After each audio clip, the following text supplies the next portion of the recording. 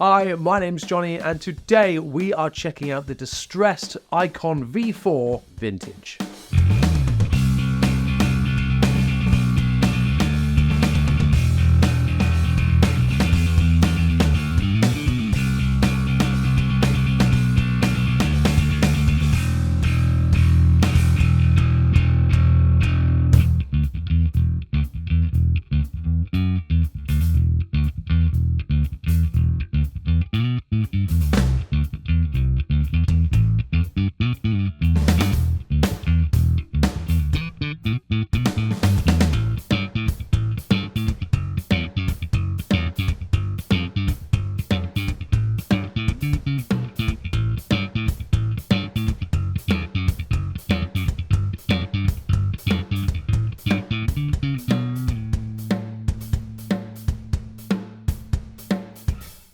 You can live your life how you want, but there's one thing you must do, and that is to like this video and subscribe if you like what you see so far. Vintage are a UK-based company remaking all your classic favourites, from Stingrays to SGs to jazz basses, and of course the classic Fender Precision bass. I'm not going to explain the whole history of the Fender P bass, well documented, and you can go and do that yourself, you lazy buggers. I'm here to talk about this bass from Vintage, which they have very kindly sent me to review today. Because they've sent it to me, that does class this video as an ad, but it never impacts what I say, and I'm going to be totally honest about this bass. Vintage basses are well known for being affordable. This is less than £400, retails for about £345 at the moment online. So it's in direct competition with that of the Squier Classic Vibe 60s P bass. I owned that bass for many years as well, and have done a review on this channel. It's one of my first ever videos actually, so definitely go back and listen to that and maybe see what you think between the two. Before we go anywhere, I need to address the elephant in the room. It's called distressed. That is going to be very polarizing. I know a lot of people that don't love this kind of fake relicking. I think this has been done pretty tastefully. It's not over the top, but it's not the most natural looking, I'd say, but it is really cool nonetheless. And I don't know, I don't dislike it. I appreciate if you don't like it. That's fine. I get it. I know why. But I quite like it, and I think that that's cool. Now, similarly to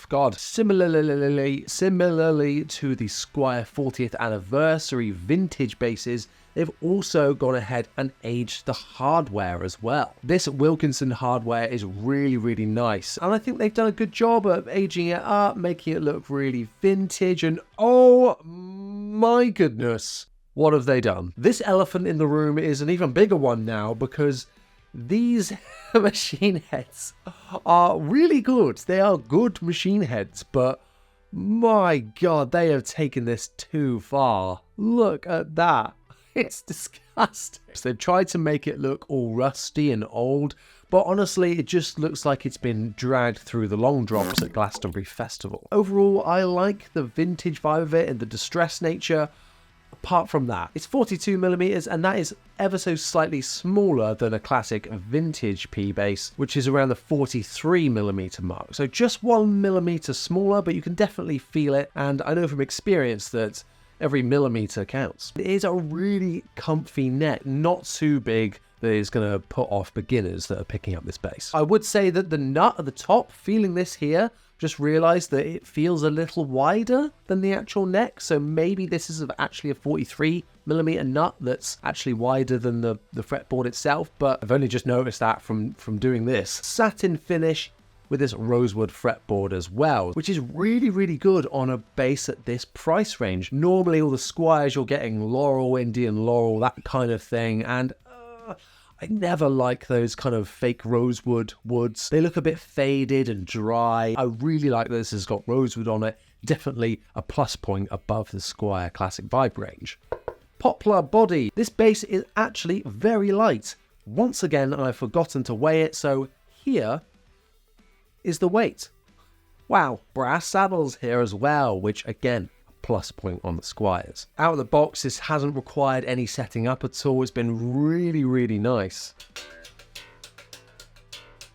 Let's have a listen to how this sounds now. We're going to be hearing it with rounds, with flats, the DI tone, and with an amp sim as well. The amp sim and all of the effects you'll be using are the Line 6 HX Stomp, and the amp is the Gallion-Kruger head with the Ampeg SVT 8x10 cab.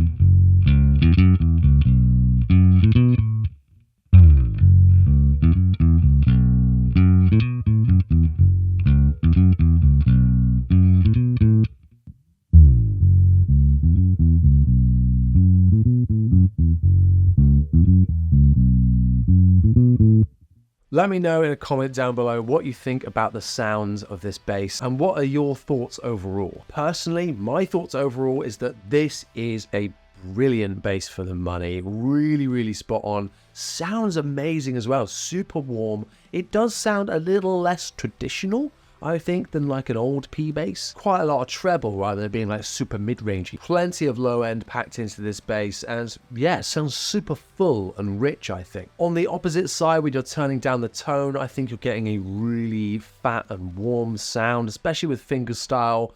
That's where I really like this bass, and sounds great with flats too. So zero complaints in terms of the sound from me. I used to think of vintage as just like, oh, the cheap brands that you find in your local music shop here in the UK, but actually I think that they're really, really underrated and people shouldn't underestimate them. I alluded to it a few times before, but I actually think this bass might win slightly over the classic vibe range. But of course, that all depends if you like what you're getting here. That's all personal opinion, but fundamentally, it's a great bass.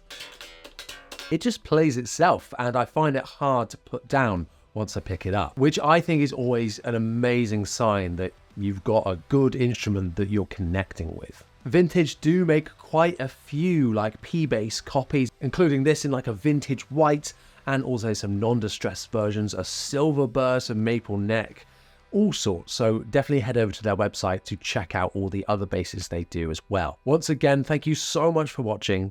I'll see you next time.